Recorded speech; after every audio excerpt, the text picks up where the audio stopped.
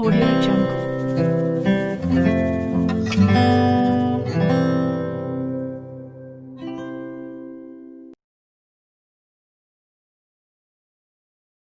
હિરપરા કન્યા વિદ્યાલયની online learning એપ્લિકેશનમાં આપ સૌનું એક વખત ફરીથી સ્વાગત છે. ધોરણ 12 વિષય ઇંગ્લિશ ગ્રામર અને તેની અંદર લેંગ્વેજ ફંક્શનમાં આજે આપણે શીખીશું કમ્પેરિંગ પીપલ અથવા પર્સન, પ્લેસીસ એન્ડ થિંગ્સ. લોકોને કેવી રીતે કમ્પેર કરવા, વસ્તુઓને કઈ રીતે કમ્પેર કરવી અને જે સ્થળ છે તેને કઈ રીતે કમ્પેર કરવા.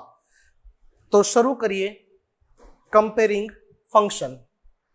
કમ્પેરિંગની અંદર જો કીવર્ડ્સની વાત કરવામાં આવે, કાળ સૂચક શબ્દોની જેમ જ ફંક્શન સૂચક શબ્દો, તો કયા કયા શબ્દ લઈ શકાય? તો કે સૌથી પહેલા તો વન ઓફ ધ, ત્યારબાદ વેરી ફ્યુ, ત્યારબાદ નો અધર અને મેની અધર અથવા મોસ્ટ અધર.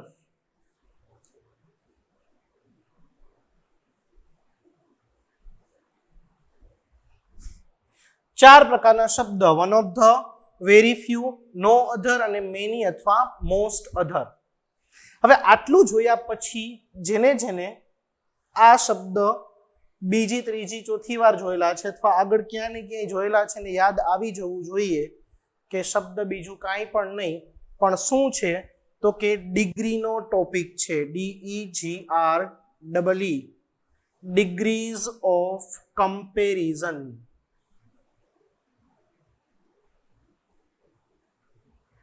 બરોબર, આપણે 3 પ્રકારની ડિગ્રી ભણી ગયા છીએ. આપણને બધાને યાદ છે, તેમ છતાં યાદ કરાવી દઉં. પોઝિટિવ, બીજી આવશે કમ્પેરેટિવ અને ત્રીજી આવશે સુપરલેટિવ.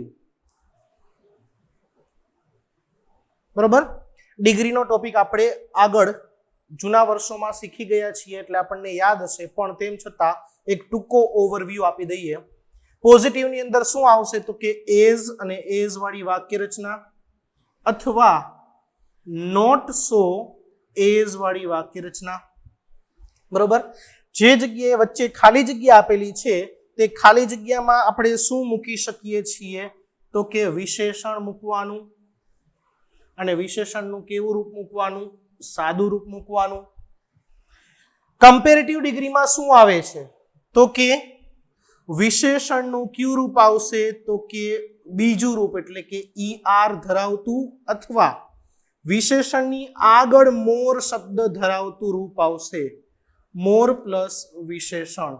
ખાસ ધ્યાનમાં રાખજો, વિશેષણની પાછળ કાં તો ER અથવા અમુક વિશેષણ એવા હશે કે જેની પાછળ ER ન લાગતો હોય તો તેની આગળ લગાડવું પડશે મોર, MORE. ત્યારબાદ લેવાનું છે ધેન શબ્દ અને ધેન પછી જેની સાથે આપણે જે બીજી વસ્તુ કે બીજો વ્યક્તિ છે જેની સાથે સરખામણી કરવી છે તે વ્યક્તિનું નામ અથવા તો તેનો કર્તા. બરોબર છે, પણ ધેનમાં યાદ રાખજો THAN લેવાનો છે, THEN નથી લેવાનો. ઘણા બધાને ધ્યાનમાં ભૂલ થાય છે. સુપરલેટિવ ડિગ્રી એટલે શું તો કે સર્વોત્તમની તુલના. જેટલા વર્ગમાં બેઠા છે તેમાંથી સર્વશ્રેષ્ઠ વિદ્યાર્થી, જેટલા દેશ છે તેમાંથી સર્વશ્રેષ્ઠ કોઈ પણ એક કેટેગરીનો દેશ. બરોબર છે, કોઈ પણ એક વિશેષણને ધ્યાનમાં રાખી અને જે સર્વોચ્ચ છે તેના માટે આવે છે સુપરલેટિવ ડિગ્રી. અને તેની અંદર શું આવે છે તો કે વન ઓફ ધ વાળી વાક્ય રચના સુપરલેટિવ ડિગ્રીની વાક્ય રચના હોય. અને વન ઓફ ધ આવે ત્યાર પછી આપણે શું લેવાનું તો કે વિશેષણ લેવાનું. વિશેષણની પાછળ જેમ આ ડિગ્રીમાં ER લાગે છે તેમ સુપરલેટિવમાં EST લાગશે. જેમ અહીંયા મોર લાગે છે તેમ સુપરલેટિવ ડિગ્રીમાં મોસ્ટ લાગશે જો EST ન લાગી શકતું હોય તો. પ્રશ્ન એ થાય ખબર કેમ પડે કે EST લાગે કે મોસ્ટ લાગશે? તો વિશેષણ કેવું છે બહુ લાંબુ વિશેષણ હોય અથવા સાંભળવામાં કંઈ અલગ લાગતું હોય તો તેની આગળ આપણે મોસ્ટ લગાડવું પડે છે. દાખલા તરીકે બ્યુટીફુલ, તો બ્યુટીફુલેસ્ટ જે છે તે થોડુંક વિચિત્ર લાગશે એટલે એની આગળ આપણે મોસ્ટ લગાડવું પડશે, મોસ્ટ બ્યુટીફુલ. ક્લિયર? તો આ રીતે વિશેષણની અંદર આપણે ફેરફાર કરી અને ડિગ્રી ઓફ કમ્પેરિઝન લખવું પડે છે. તો સીધા જ આપણે જઈએ હવે વાક્ય ઉપર, કારણ કે આ જે વસ્તુ છે તેની અંદર વાક્ય રચનાની પણ જરૂર નથી. ડાયરેક્ટ આપણને ખબર પડી જશે કે ભાઈ કયા કયા પ્રકારના વાક્ય જે છે તે લેવાના આવશે. સેમ્પલના પેલું જે વાક્ય આપણે દર વખતે લઈએ તે પ્રમાણે એક સેમ્પલનું વાક્ય લઈએ. વેરી ફ્યુ languages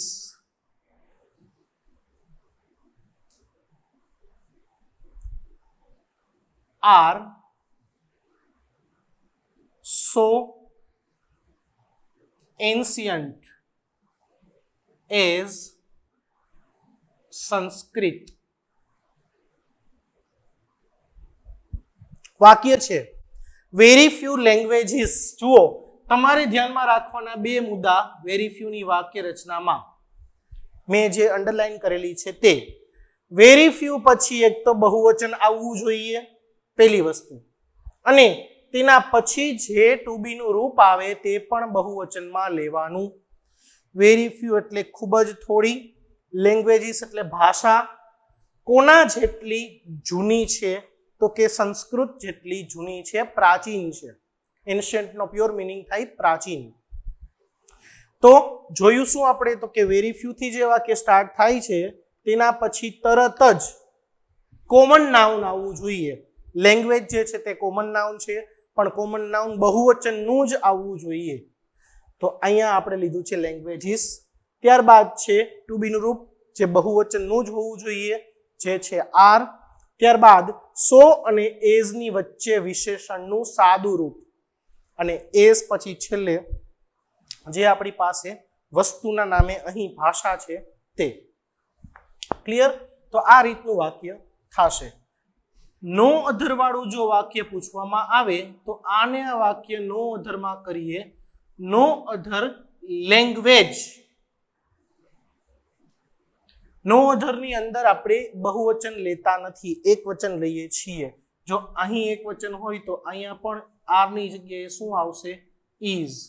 બાકીનું એમને આપણે લખી શકશું.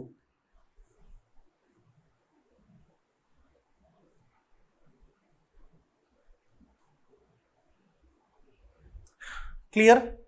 હવે આપણે અધૂરા વાક્ય તરફ જઈએ, જે એક્ઝામની અંદર આપણને પૂછવામાં આવે છે તેવા વાક્ય. દાખલા તરીકે એક વાક્ય ખૂબ જ ફેમસ, એસાઇનમેન્ટમાં પણ આવી ગયેલું વાક્ય છે. Very few inventions of science. અહીંથી વાક્ય આપણું અધૂરું છે. કાઉન્સમાં આપણને આપેલું છે કમ્પેરિંગ, અને અલ્પવિરામ કરીને આપણને આપ્યું છે યુઝફુલ. યુઝફુલ જે છે તે વિશેષણ છે, કમ્પેરિંગ છે તે ફંક્શનનું નામ છે. તો આપણે શરૂઆત કરશું જવાબની. જેટલું આપણને આપ્યું છે તેમાં કોઈ ફેરફાર કરી શકશું નહીં. Very few inventions of science. હવે આ જોવાનું બહુવચન છે તો સાયન્સ પછી મૂકવાનું બહુવચનનું જ ટુ બી નું રૂપ આર. ત્યારબાદ લખવાનું સો, પછી લખવાનું વિશેષણ જે આપણને કાઉન્સમાં આપ્યું છે યુઝફુલ, પછી લખવાનું એઝ. હવે આપણે મગજમાં કોઈ એક ઇન્વેન્શન વિચારી લેવાનું સાયન્સનું કે જે મોટા ભાગે યુઝફુલ થયું છે. દાખલા તરીકે આપણે એક સાયન્સનું ઇન્વેન્શન લઈએ, કમ્પ્યુટર. તો છેલ્લે computer. Very few inventions of science are so useful as computer. ખૂબ જ થોડીક જ શોધો સાયન્સની એવી છે કે જે કમ્પ્યુટર જેટલી ફેમસ છે. ક્લિયર? સોરી, યુઝફુલ છે, ઉપયોગી છે. બીજું વાક્ય લેશું આપણે નો અધર વાળું. સ્ટાર્ટિંગ કરશું નો અધર હવે લઈએ છીએ કોન્ટિનેન્ટ.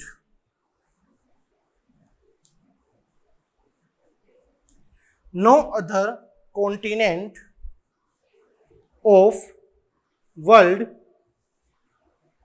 વાક્ય અધૂરું, કૌંસમાં છે કમ્પેર અને large. No other continent of world, continent નો મતલબ છે ખંડ. આપણને ખ્યાલ છે સૌથી મોટો ખંડ કયો છે તો કે એશિયા, બરોબર છે. તો અહીંયા આપણે તેનું જ નામ લખશું, પણ નો અધર આવ્યું, એક વચન છે તો વર્લ્ડ પછી ઇઝ લખીને આગળ વધશું. No other continent of world is, is લખ્યા પછી સો લાર્જ એઝ, હવે આપણે વાત કરી હતી તે પ્રમાણે એશિયા ખંડ છે એટલે પેલો અક્ષર કેપિટલ થવો જોઈએ કમ્પલસરી. જો નહીં થાય તો ત્યાં ગ્રામેટિકલી મિસ્ટેક આવી શકે છે, કદાચ ઇગ્નોર કરે, પણ આપણે આપણી રીતે કમ્પ્લીટ રહી શકાય. ક્લિયર? તો આ રીતે વાક્ય બનશે.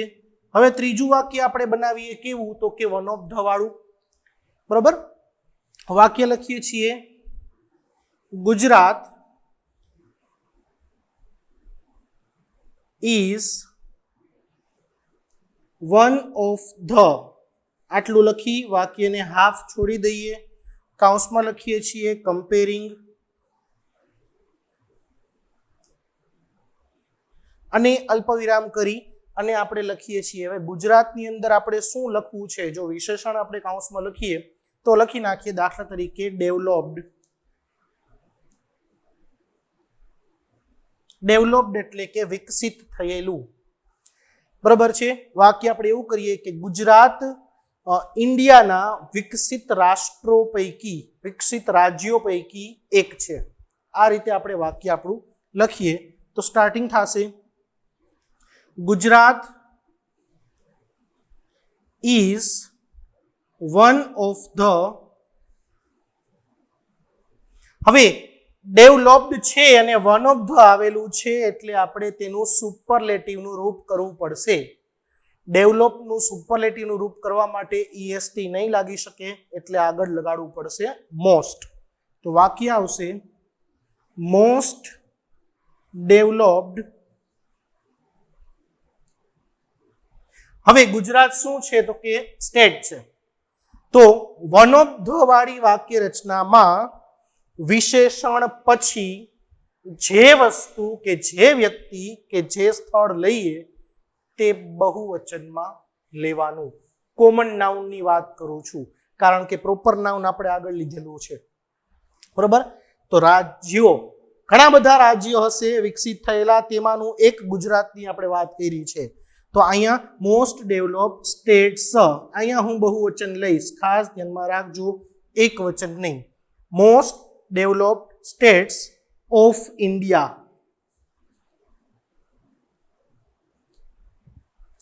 ક્લિયર? વાક્ય તમે જોયું, વન ઓફ ધ જ્યારે આવે ત્યારે અહીંયા બહુવચન આવે અને વન ઓફ ધ વાળા વાક્યનું જ પછી કન્વર્ટ કરી અને કેવું વાક્ય બનાવવાનું હોય છે તો કે વેરી ફ્યુનું.